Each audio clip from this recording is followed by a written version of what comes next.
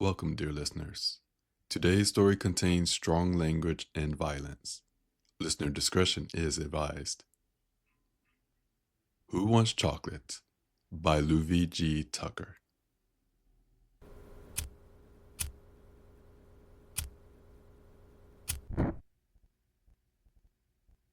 Elliot sat on his dark bedroom floor with only a candle providing light.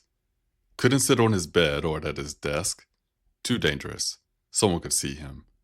If they knew he was there, they would come. He cursed himself for not outfitting his apartment with curtains when he had the chance. Walking around the space was an ordeal. He had to crawl, crouch, or dart from room to room, praying no one saw him in the windows. A loud thump nearly made him jump to his feet. His heart banged against his rib cage as if to break free. He clutched at his chest and took slow, deep breaths, then settled back on the floor. Tension still gripped his muscles. There was a gun resting to his right, a barbaric solution for people who didn't know how to communicate. He had once vowed to never use one, let alone own one. That wasn't an option anymore. These days, a loaded gun provided unsettling comfort. It didn't grant him invincibility, only an illusion of safety. "Need to calm back down," Elliot whispered. There was one thing that would absolutely help the nerves. Underneath the bed was a cardboard box, his prize. He cautiously turned and pulled it out, clenching his teeth throughout the motion. No one outside should be able to hear a cardboard box being dragged over carpet. It didn't hurt to be extra careful, though. Box exposed, he lifted the flap and reached inside. The contents crinkled. He stifled a hiss. Shaky fingers grabbed and pulled out an object. A chocolate bar. In bold red lettering across the wrapper was the declaration, "Confident Chocolate." His heart fluttered. He ripped the packaging open and jammed the sweet confection into his mouth. In mere moments, the entire bar was devoured. He threw his head back to savor the rush of sugar and the distinct aftertaste melting into his tongue. A delightful moan passed his lips. Panic snuffed the rest of his pleasure. He jerked away from the bliss. Shit. Freezing and straining his ears, he listened for the slightest sound out of place. A minute or two passed. He let his shoulders drop. "I hate this," he snarled. How long had it been? 2 years. Maybe it was 3. Confident Chocolate had come out and became an instant hit. The manufacturer, Fastidious Foods, made wild claims about the candy bar. It could improve brain function. It helped cure depression and anxiety. Set strive down, snack on Confident Chocolate, and you would rival porn stars. Naturally, Elliot had been skeptical of the claims and steered clear of the stuff. He had stuck with Toblerone and maybe the occasional Hershey's Kisses. There was no way chocolate had all of the properties ascribed to Confident Chocolate.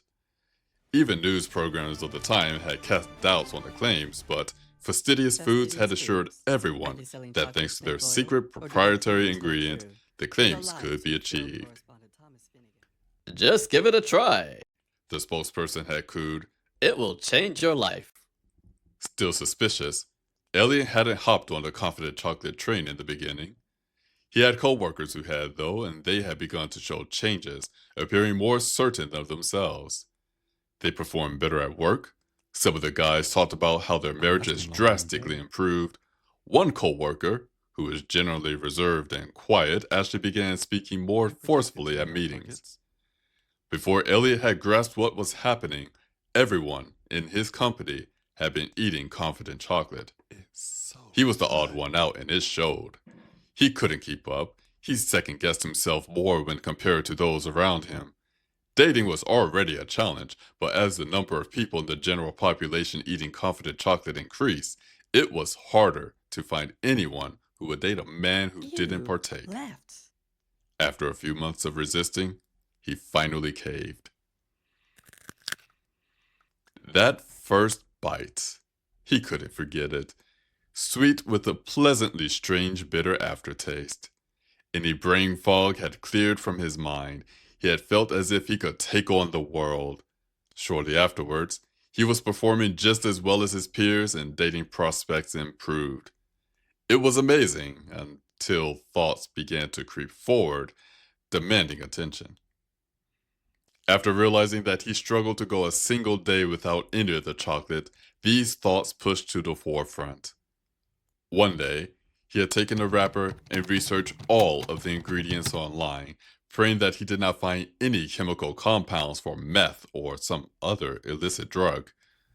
The search came up empty. He checked online forums. He wasn't alone in his concerns. Other people had noticed daily cravings as well. No one liked the idea of being a slave to a chocolate bar, and across the nation, so-called no-confidence challenges sprang up. The government caught wind of the challenges and started an investigation into fastidious foods.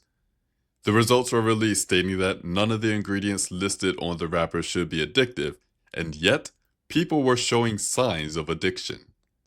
Substituting a different chocolate had no effect on the craving. Fastidious foods refused to cooperate. Instead, they issued a public statement claiming all ingredients were organic and ethically sourced, halted production of the chocolate, and seemingly vanished off the books. Then the mutations began. Most people who tried to quit cold turkey became ravenous, vicious, and violent until they got another taste of confident chocolate, at which point they underwent a complete personality change and became drastically subdued. Elliot had seen the writing on the wall. It was only a matter of time before the entire nation erupted into chaos. People ransacked stores with the disappearance of fastidious foods, grabbing, biting, and trampling each other to abscond with as much remaining confident chocolate as possible. Elliot, though he disapproved of the behavior, had also joined the raids. It was either that or slowly become a demented being hell-bent on confident chocolate. He managed to get some bars, though he got more cuts and bruises from the ordeal. The following day, he bought a gun. Confident chocolate disappeared completely from stores, but everyone knew people were hoarding the bars. Elliot had been in a park, eyes unfocused and path uncertain, when he overheard hushed voices behind the public restrooms. He had peeked around the corner to see two guys exchanging money for chocolate. Transaction complete. The buyer had lunged at the dealer.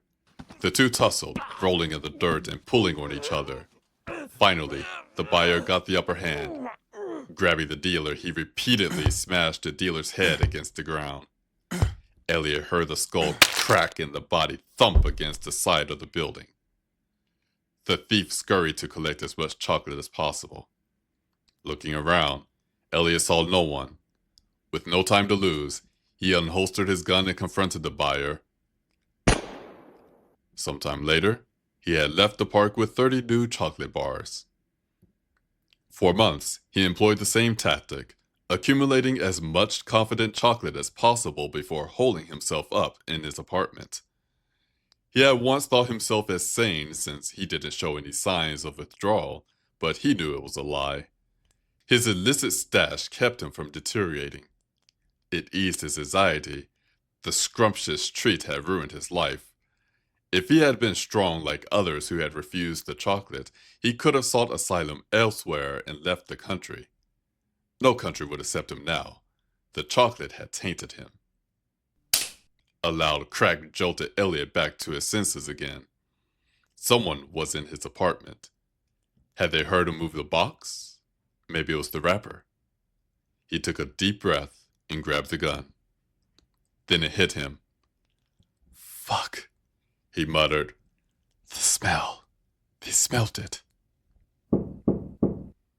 His bedroom door gently knocked. Elliot lifted the gun in front of him, trained on the entrance. Hey, A gargled, hideous voice called out. you got any chocolate in there? Share with us.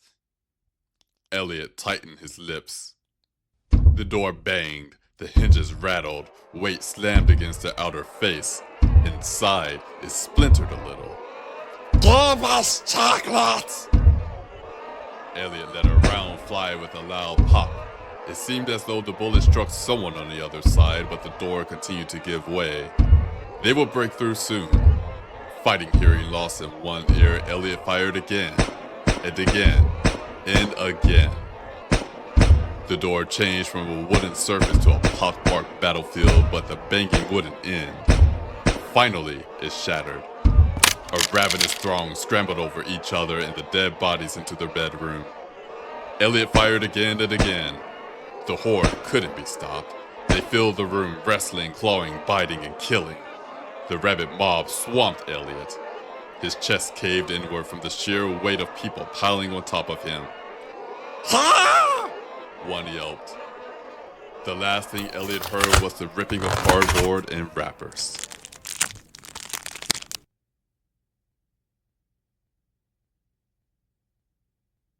Thank you for listening. I hope you enjoyed the story.